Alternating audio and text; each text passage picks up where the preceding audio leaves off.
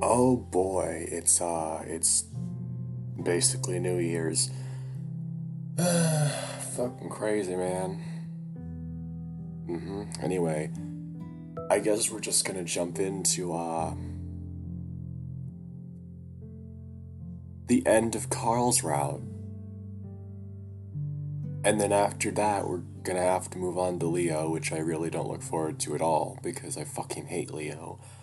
But, mm, it's a good route. It's well written like all the others. It's just, I don't think it's as well written as it could be.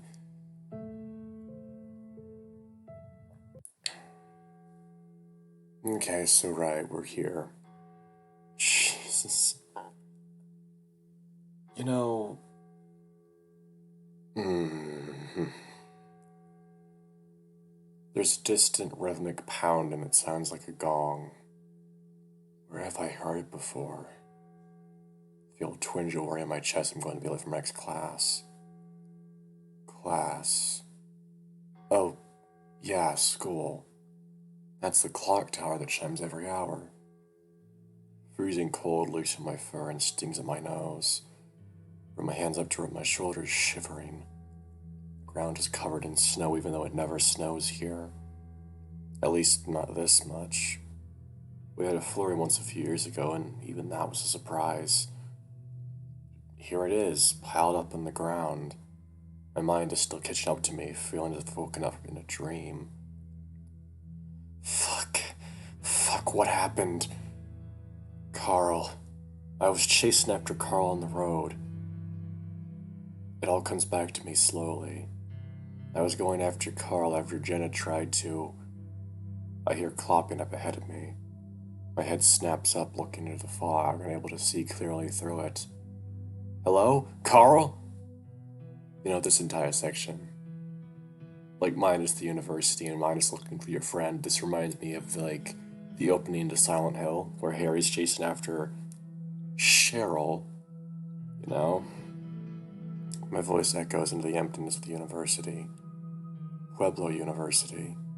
It feels like I haven't been here in months rather than just a week. I rub my shoulders again before panning up slowly to one of the buildings. The pain in my ankle now is a dull, throbbing feeling, almost like it's dead. That doesn't seem like a good thing, but at least I can walk. It's just that I have to limp, feeling like I'm walking with a giant log instead of a leg. I focus on the building in front of me. I don't remember this one. In fact, I don't really remember any of them. The buildings are different shapes, just built with the same materials and colors of the buildings of the university. I reach out, grasping at the handle. It's locked. I stare at the door for a while, unsure what to do. More distant clopping up the sidewalk gets my attention, so I start moving that direction again. Carl? I call out more softly now because I'm starting to feel afraid of where I am. While I can't see anyone, the fur on my neck is prickling, like I'm somehow extremely vulnerable. I guess the only thing I know for sure about this ordeal is that nothing's as it seems, and for some reason I don't feel like I'm in a safe place. You were never there for me, you know. I jump. Carl? The only response is silence. At least it sounded like Carl. Kind of. It's crackly and muffled like coming through a phone. I start to jog up the sidewalk and I notice that I'm stepping through snow like it's not really there either. We're not gonna hurt ya. The voice comes right over my shoulder and I cringe while I yelp, stumbling in my run to turn and face what others whisper in my ear. I stare at nothing, but at the same crackly mechanical sound to it. My fur is now standing up all over my body and I rub at my shoulders again, hugging my chest. A soft sound, maybe a footstep behind me, makes me whirl around the other direction to find more emptiness. Stifle a whine and start trotting up the sidewalk again. This place is different. Something about this place is dangerous. It's unlike the mansion or the cabin or even being next to that hanging guy. Something could hurt me here. I don't know how I know, but I know it. Carl? My voice is getting more desperate. I've never felt more alone. Right now, more than anything, I just want to find Carl. You want me to be there for you? I jump and keep jogging, basically hopping with the way my leg isn't working at all. That's funny. The sidewalk starts to curve and I come up on the school's pond. I wish to myself, fuck, where are you? Let's keep walking. The ground no longer feels smooth. Instead, I feel little pointed bits of rock sticking in my feet path, even though that's smooth pavement where I look down at the ground. I pass a little stone bench, one that Carl liked to sit on back when he went to school with me that first semester. I just can't, man. I wish I could, but every stupid fucking thing I say is so stupid. Trust me, man, it's not. I left my hands in my throat, shocked because I definitely didn't say that. My voice is coming through like the others, muffled, distant, from the direction of the bench. I don't understand. It's like I can't stop going over what I say to people, then I just worry about it for days after. Well, just don't. Just forget about it. Right.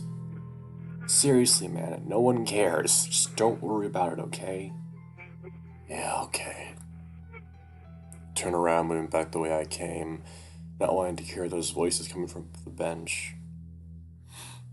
Yeah, we're getting into the part where like more of Carl gets revealed, where like his anxiety is more elaborated upon.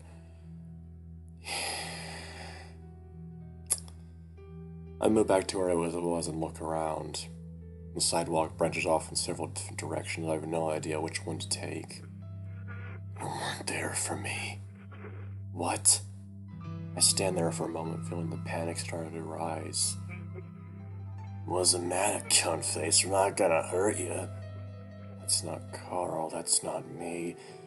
I'm hearing things. I close my eyes, hugging my chest again, still my breathing. Softer clopping sounds come from my left.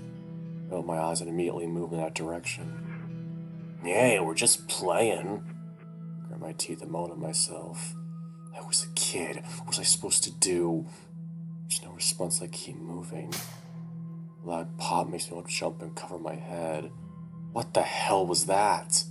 Was that a gunshot? I crouch on the sidewalk, looking left and right, but not seeing anyone. Someone shooting at me? It seemed kind of far away. Whatever it was, just sitting there probably isn't going to help me. So I start moving again, a little faster, half bent over.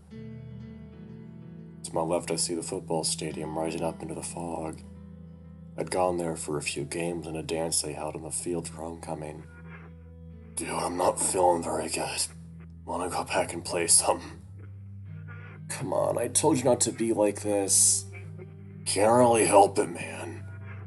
Just tough it out another hour. No, man, I'm gonna head back. Alright then. Alright, later. Keep going, wishing to myself, to Carl. Is that you, Carl? Can you actually hear me? No response. I keep going, listening for clops. When I hear them, I follow. After what seems like about 10 minutes, I come up on it to a smaller building, one that the path leads directly into. I slow my pace as I come to it, staring at the door. I listen for a long while, but there aren't any more clops. I reach out and rest my hand on the handle, then give a slight pull, expecting it to be locked, but it inches open smoothly. Staring for a while longer, I finally pull the door open and find our old dorm room. Like most things in this nightmare, it isn't exactly the same. Actually, it's probably about 3 times longer, like it's the interior of a stretch limo or something. At the very end of it, I see Carl splayed out on one of the beds. It doesn't have a mattress in it, so he's just laying on a flat board. Slowly, I hobble over to him. He's staring up at the ceiling, and I'm kind of surprised to see a slight smile on his face. Hey, Carl? Carl looks over at me surprised. Whoa, hey dude, what's up? He laughs over the last few words. I stare at him. What? Are you okay? Actually, yeah, I kinda am. Are you sure? I move over to the opposite bed, my old bed. Yeah, for the first time all week, actually. Push myself up into the bed, which is off the ground a good 3 feet more than at the university. My feet dangle over the edge. Is your ankle okay? I told you to wait. I just needed a minute. I frown. Seriously, just left me there in a place with smoke monsters. Carl grimaces. Yeah, sorry about that.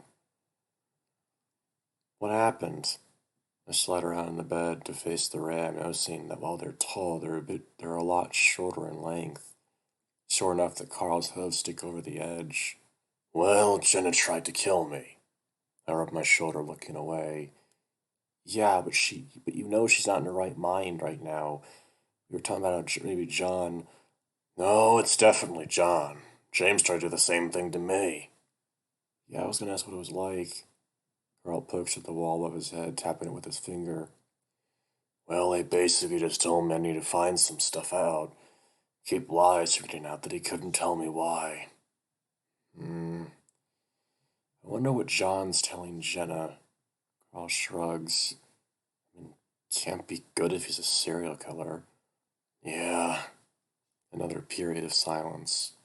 I don't mind it. Kind of feels nice. Not at all like outside where I felt like I was in imminent danger. The only problem right now is that something smells kind of bad, but it's subtle enough that it's not really bothering me. So, we're at the university, huh? Yep. Wonder why. Hear the voices out there? Yeah. Things are quiet again, and I wonder what the hell Carl would be thinking. He looks ridiculously peaceful. Okay, did you find weed somewhere? Because you're looking as chill as I've ever seen you. Oh, yeah? Yeah. Carl scratches his nose. Well, I guess I just realized some stuff. I wait, but doesn't go on. Like what? Well, Chase, that I don't need you. I frown. What? Carl laughs. No offense, man, but I realize that I rely on people too much, you know? I still don't really know. Did something happen? I guess I always sort of held it against you, with what happened with Clint back in the day. Oh, the fight? Yeah, and also some stuff at college. But then I realized that isn't fair. Pause but don't say anything. I realize that I'm really responsible for myself in the end, that I need to help myself. That's good. I can't help but wonder if now is the best time for this epiphany Carl is having. But it explains the setting we're in right now. Did he do this with his own mind? Is everything we've been through the result of our own imaginations? Carl sits up suddenly, rubbing the bed. And that I'm sick of feeling like I have to do something important, I need to be important. Turns in his butt truck to face me and spreads out his hands. Because I'm not. I'm not important at all. I'm a rich-ass, spoiled little shit, and that's about it. Come on, Carl. No, it's a good thing. I'm happy because I realize I'm okay with that. Carl smirks at me. I want to go to college, but I want to get an art degree. Then I want to get some job I can halfway stand and play games in my free time. He stares at me and I stare back. Okay. Carl laughs again. I know this sounds stupid realizing this. It just feels comfortably good. This feels good to feel comfortable in my own skin. I haven't felt comfortable for so fucking long. Oh, that's good. Try to smile for the ram. But I mean, we need to get out of here if you're gonna do anything. Yeah, it's weird that I'm feeling this way right now, but what isn't weird here? Carl reaches out to the wall again, feeling it carefully. Anyway, when I said I didn't need you, it sounded fucked up, and I still love you, man. Yeah, I love you too. But I needed to say it out loud, I guess. I don't need anyone to make me feel okay. I just need to be okay with myself, and I guess I am. I give Carl a weak smile, not sure what else to say. Sounds cliche, huh? But it's true. I mean, I'm just happy you're okay. You ran away so suddenly. I had another panic attack, almost as bad as the one I had here. Carl points over the opposite end of the room at a desk. I came back from that stupid dance and had a bunch of homework to do for that computer programming class would have me take. I don't know, having that bad experience at the dance and trying to figure out program I didn't fucking understand, something cracked. Carl looks over at me. When I got back home, things were worse than they'd ever been. One time I dropped acid and thought I killed you. Make a face, but Carl waves his hand. Long story, but then I thought that was a sign that maybe the one holding me together all that time. Carl, I had no idea. Yeah, how are we supposed to know? I didn't say anything, and you came back to Echo. I thought maybe I could pull myself together with you there. Carl grins. Then after this hellscape thing and Jenna, I just got fed up with it, I guess. Carl shrugs. I don't know, I cracked again, but it's like I cracked back in place. I just feel okay now that we're gonna get through this. Finally kind of chuckled too. I'm happy for you, I really am. Just wish we could actually get back to Echo so you could feel better there. Carl taps his teeth loudly with his fingers and looks at me. Dude, I think we are. Hmm? Look at him quizzically. Carl runs hand over the bed again. I just realized something looking at this place. Can you see it? I furrow my brows. See what? This place seems familiar at all because now I'm seeing something completely different. I squint. No, it looks like the dorm, just a super long version of it. Carl smiles. No, man, we're in the diner. What? But I can't go on as soon as I see the shape of the diner. The dorm room melts away like a mirage. Yep. Yep, guys, that's what was happening here. It was all a big fucking hallucination. Look, I like Carl's route. It's well written. It has some good moments, but like the fucking fact it was just they were hallucinating because their ancestors or the town was making that. I don't like that twist. I really don't. Um, I like Flynn. Flynn's route the best because it's not exactly a twist. It's laid out for you in prior moments throughout the route with them talking about the eye socket monster. It's not really a twist that it becomes it. Well, it is, but you kind of expect something to do with that thing. Eh, whatever. I'm on a table and Carl sits across from me on the opposite table. Oh, oh. Carl smiles, starts into a grin. I guess we see the truth now. That's not exactly the truth they were talking about, but. So, we've been here the whole time. I gasp heavily, leaning on Carl as I make our way up the road toward the mansion. Looks that way. I think it all happened in my house. Look around me in the darkness of the night. While the surreal feeling of dreaming is gone, I still feel like I'm in some kind of nightmare. Carl tried his phone the second we realized we were back, but it was dead. Here outside, no one is around, though we did see a few bodies in the middle of the road. What the hell is happening? I think everyone's going crazy. Carl seems to be mostly talking to himself. I remember seeing Janice running through the streets before everything went to shit, and I'm inclined to think he's right. Should we maybe go to Leo's place instead? I... I don't know. I kind of want to find Raven and Jenna, break them out of this first. I mean, she's still got that knife. Maybe she's calmed down, then we can tell them and snap them out of it. Well, you'd think the others would come and find us or something. The fact that they haven't. Carl grunts in acknowledgement but doesn't say anything more. Meanwhile, the mansion looms ominously in front of us, and there's no sign of Raven or Jenna. There's the tree where we saw the body hanging, thankfully empty. I vaguely wonder if the newspaper clipping that the corpse ate is still there somehow. As Carl half drags me to the driveway, he hesitates. Listen, maybe you should wait out here. I'll, wake the others up and I'll grab the keys, and we can drive out to Peyton. Get away from all this. I laughed despite myself. Yeah, right, after everything we've been through. Besides, I saved your ass when John went after you. I might have to do it again. Carl smirks. Yeah, alright, but if he comes at us, I want you getting the hell out of here. Get into your car and get to Peyton. In hindsight, maybe we should have gotten my car from the hotel and left that way instead. Carl shrugs. I would have come here anyway. I'm more worried about Raven right now. We're on the steps now, and Carl listens intently, his long ears poking up. It's dead silent. My heart rate starts to pick up as Carl reaches for the door, imagining John running out of the darkness, knife in hand. Very slowly, Carl twists the knob and pushes open the door. Thanks to the well-oiled hinge that makes hardly a sound as it slowly swings open. We're met with darkness, aside from a few LEDs on the TV set. Carl leans close to my ear. At least the power's still on. I'm gonna try the landline first. I nod as Carl and I step over the foundation of the house. I'm happy to see that Carl's kitchen looks just like Carl's kitchen. Despite the terrifying atmosphere, there's a relief that comes with knowing that we've broken free of the nightmare, whatever that was. Just then, a distant soft pop echoes from the town.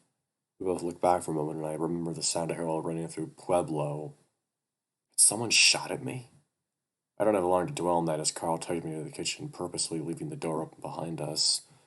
He's probably more worried about what might be in the house rather than what's far away in the town. The ram reaches for the light switch and thinks better of it. He leaves me to lean against the counter before moving to the phone. I look around, noticing the table is set with a few plates and what looks like squares of drywall on them. In fact, the whole table is covered in dust that probably came from the crawl space. I fronted that before noticing a clear cup on the counter full of some kind of yellow liquid. At the same time, I see a piece of paper laying next to me, standing out on the spotless counter. I reach out, pressing a hand over it and feeling the smooth piece of paper, its size and shape familiar. I pick it up, looking around for a light source before seeing the fridge and hobbling over to it. Line's dead. What are you doing, dude? I open the fridge, letting the dim yellow lights spill out. I hold up the paper, which seems to be a copy newspaper clipping. This is a photocopy from the cabin, I whisper loudly. Masada boy missing, native settler tensions rise. Fifth native boy goes missing in 2 years. Native chief's disappearance did not happen until settlers arrived. James Hendricks has been confined in the county jail pending further evidence. I look up at Carl. Wait, so was it James that was kidnapping children? Carl shrugs at me. I really don't know, man. I don't think it matters right now. He did have a point considering we're trapped in the nightmare anymore, though I still feel like something is missing. Yeah, you're right. I fold up and shove the paper in my pocket anyway. So the phone's dead. I think we should just grab the keys and... Carl's ears prick up. I'd do the same with mine if I could. You hear that? No. Carl moved to the stairs. Stay here, I'll be right back. I shout whisper. What? I'll be right back. I think I hear Raven. I bite my lip. This new boost of confidence that Carl's gotten is great and all, but his hero complex is about to get him killed. I follow the ram to the top of the stairs, watching him about to start down that door, jabbing in the back of my knuckles. I look back and I almost start kitchen before making up my mind and hopping down the stairs after the ram. He jumps. Holy shit, you scared the hell out of me! Carl almost shout, whispering. Well, fuck you for thinking of leaving me up here. I told you we're outside, we're sticking together. Okay, just hold my shirt or something. Okay.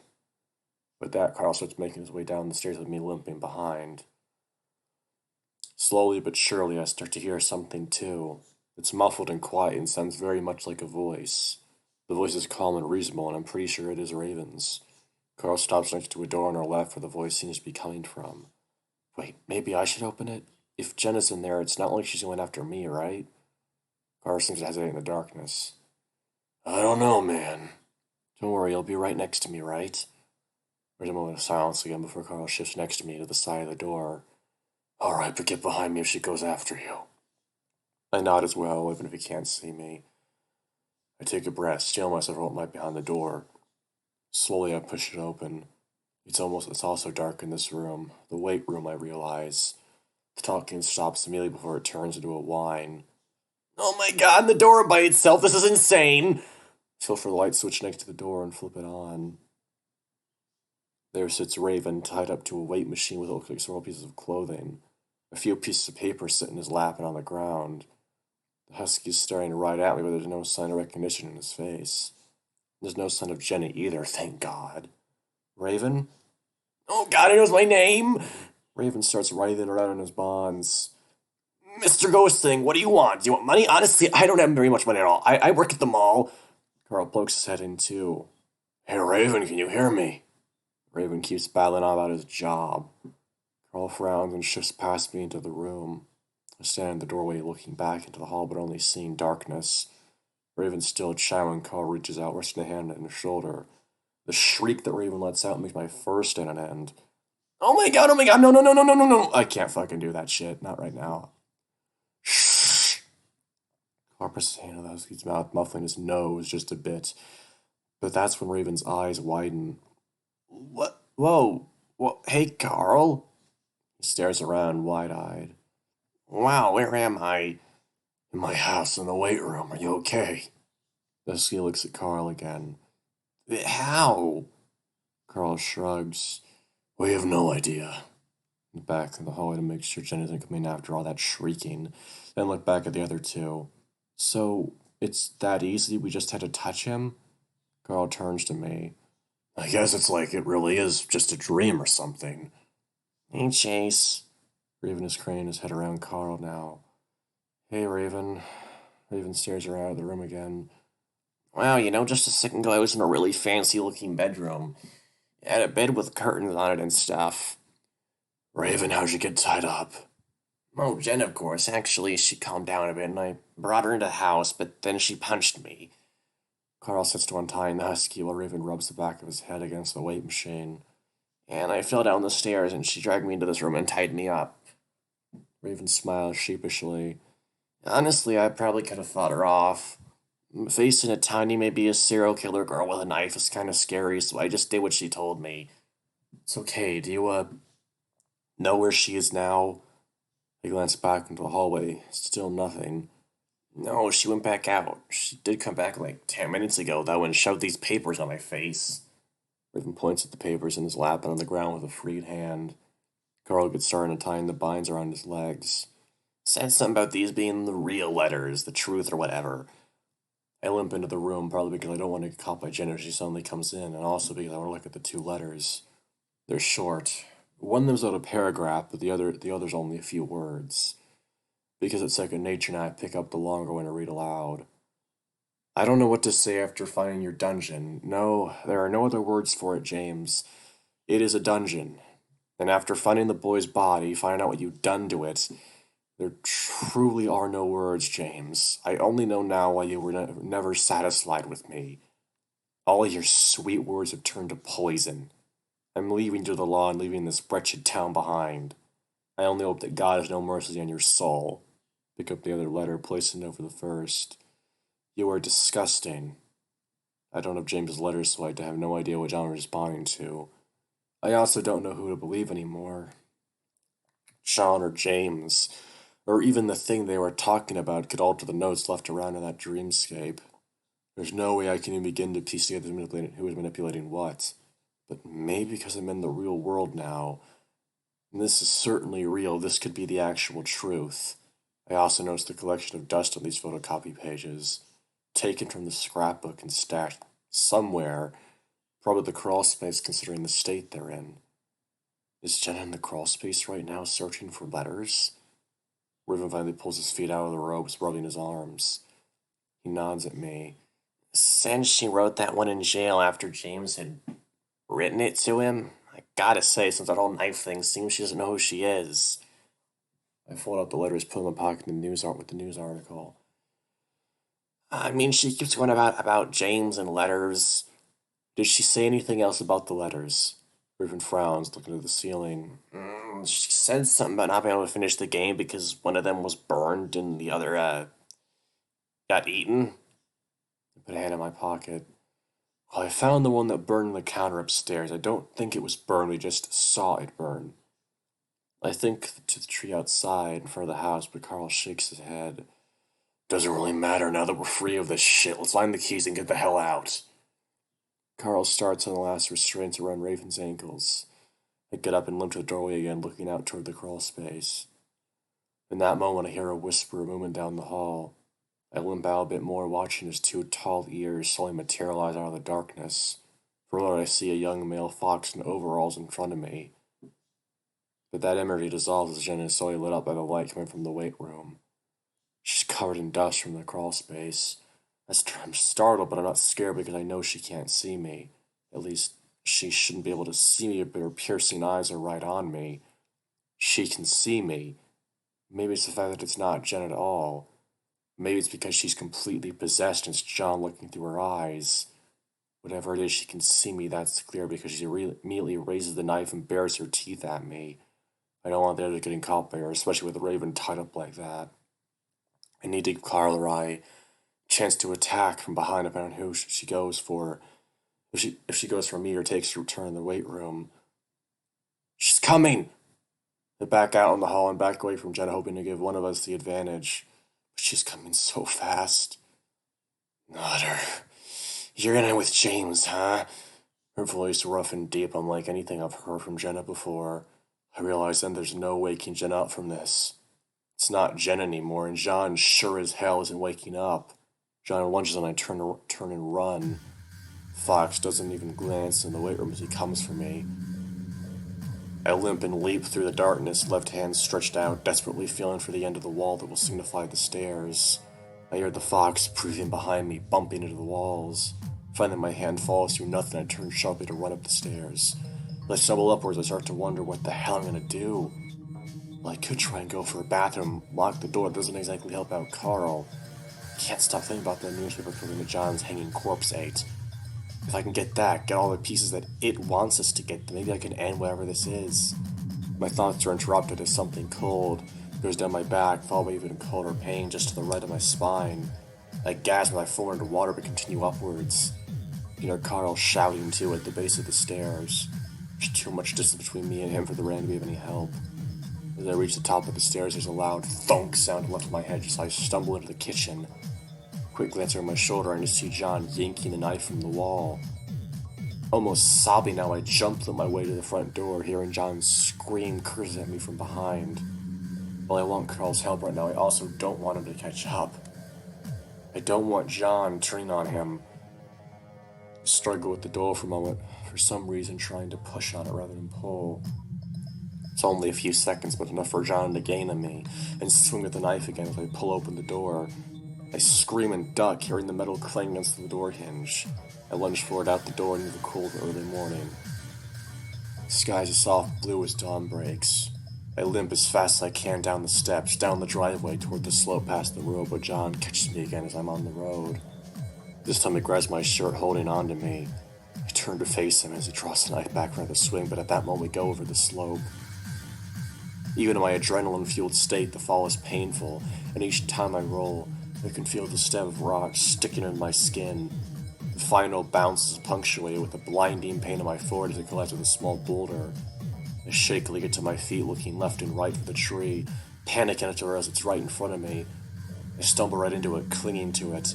I scan the dirt, but there's nothing, no paper at all. Jenna's getting up, just 5 feet away.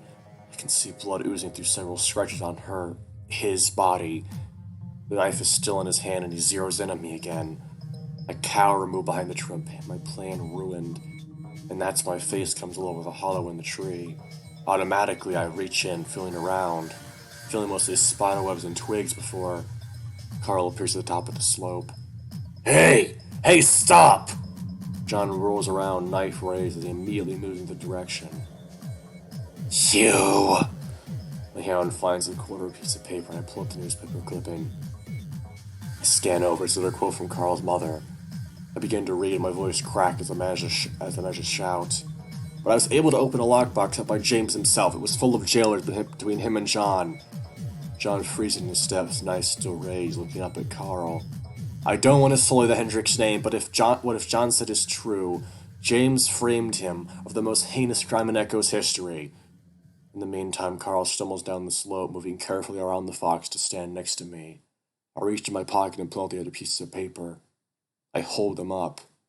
John, we know the truth. I'm going to tell everyone in my documentary, okay? I'm a journalist, a reporter. We see the truth. John turns towards me, knife slowly lowering. And just like that, it's not John anymore, it's Jenna. The knife clatters to the rocks. Carl reaches out to hold me, and I collapse against him, everything numb. Jenna's hands go to her mouth, stare at the knife, staring at me and Carl before she screams.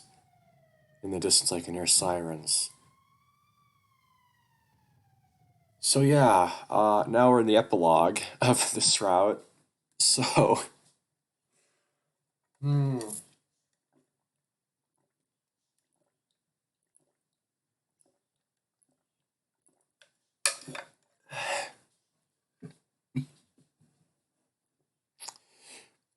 is history subjective in nature? The story of James and John sure seems to be. Oh, we have our few written letters, and from these we must try to draw some sort of conclusion. In the end, it can't really be said what exactly happened almost 150 years ago. Instead, we can only provide the facts. Several native children went missing. James accused the crime before claiming that his secret lover John was the culprit. In his jail letters, John claims that he was framed by James. Because of the vigilante justice dealt out by the town, John never had a trial, and no record of the evidence collected exists. James, because of his influence, was allowed to leave and live hundreds of miles away on the west coast, where he eventually died. He never wrote of the incident again. Many believe that as journalists we're supposed to be unbiased and state only facts. That's not exactly true as long as it's clear that we're stating an opinion. So I'd like to do that now. It's my opinion that John is innocent. We should be presumed innocent until proven guilty, after all. And John has never even had that chance.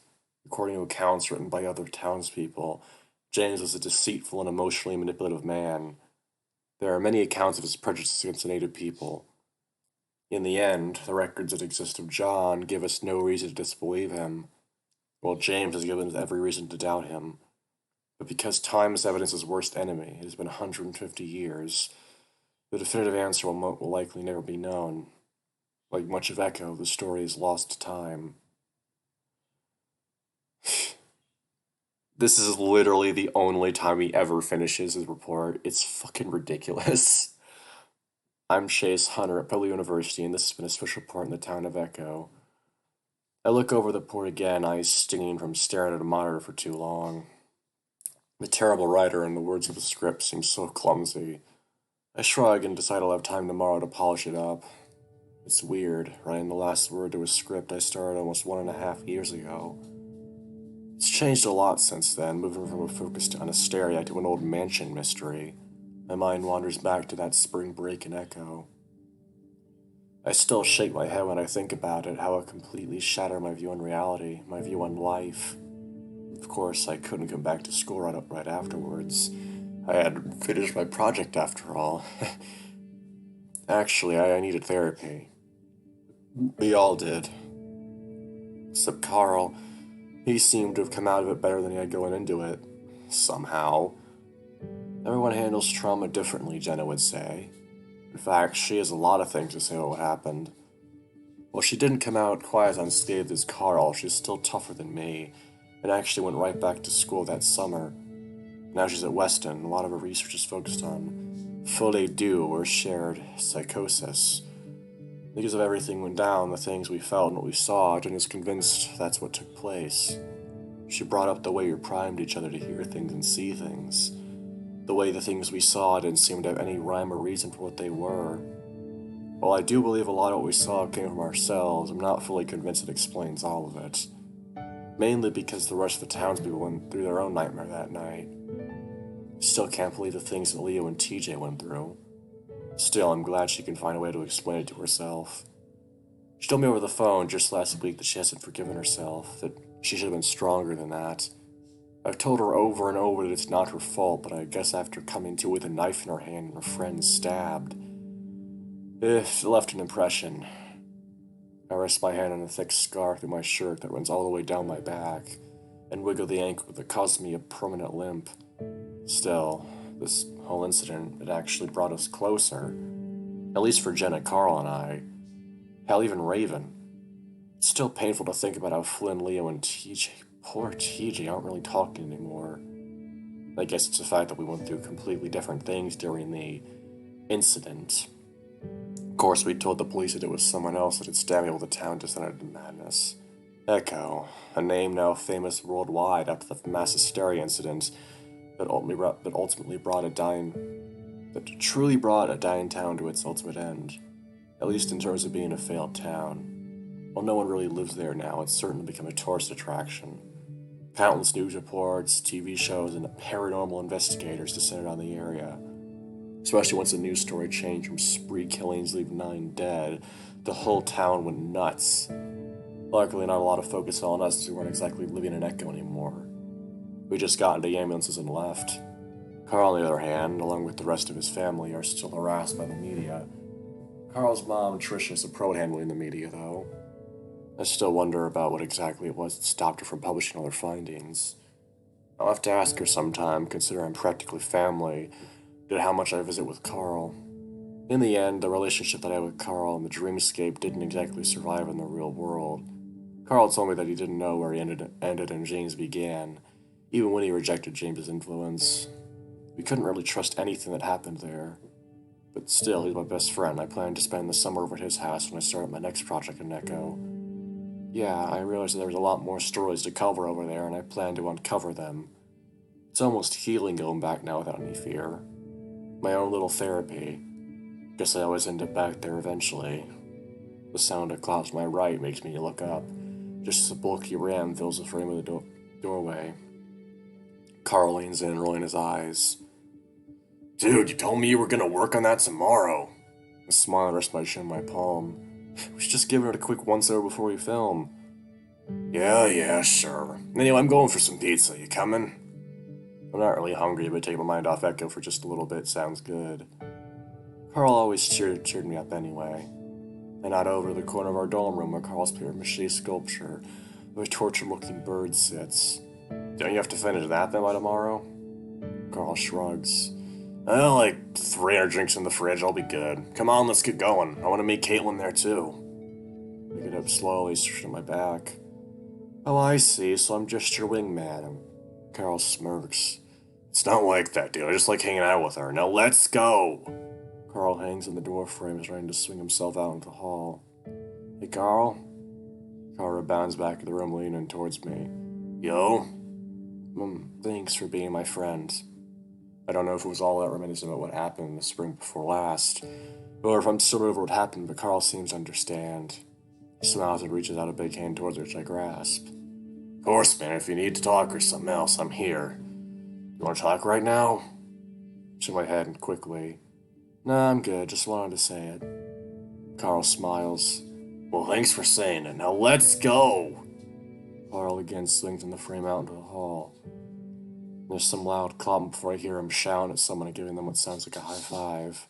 I smile to myself as I look at the document on the screen one last time, before closing the laptop and following Carl out into the hallway.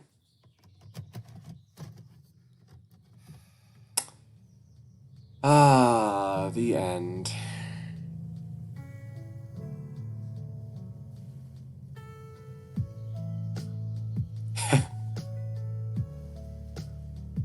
You know, overall, this route is not the worst it could be. I still think Leo's is the weakest out of all of them. Gonna be honest, in terms of writing and just, like, everything else, it's definitely the weakest. Not that it's bad or anything, but it's still not good. But yeah, the overall concept of Carl's route, like being stuck in sort of a nightmare world by the town itself and having to mediate, like, James and John, like, keep them apart from each other and survive. That's a really interesting idea, but I don't think they handled it in the best way they could have in this route, I'm gonna be honest. Yeah. Fucking hell, man. This was the first route I ever played when I found the game back in 2018.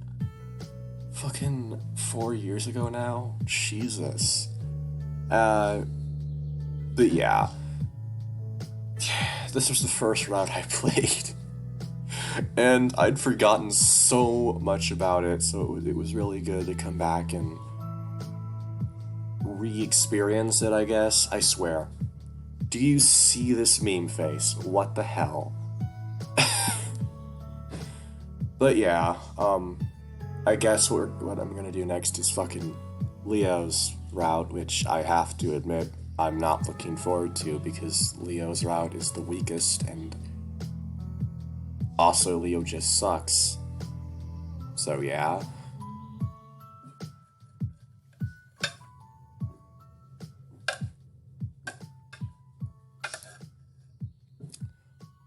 Like, Jenna is way worse than Leo, but Leo still sucks. Just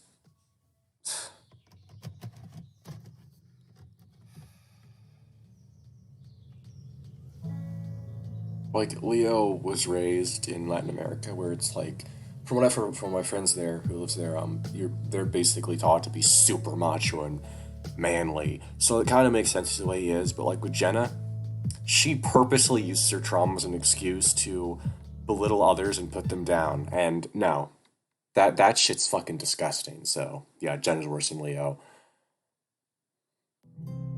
But yeah, thanks for watching, guys. That was thankfully way shorter than the last one. Almost 3 fucking hours. Jesus Christ. Anyway, see ya.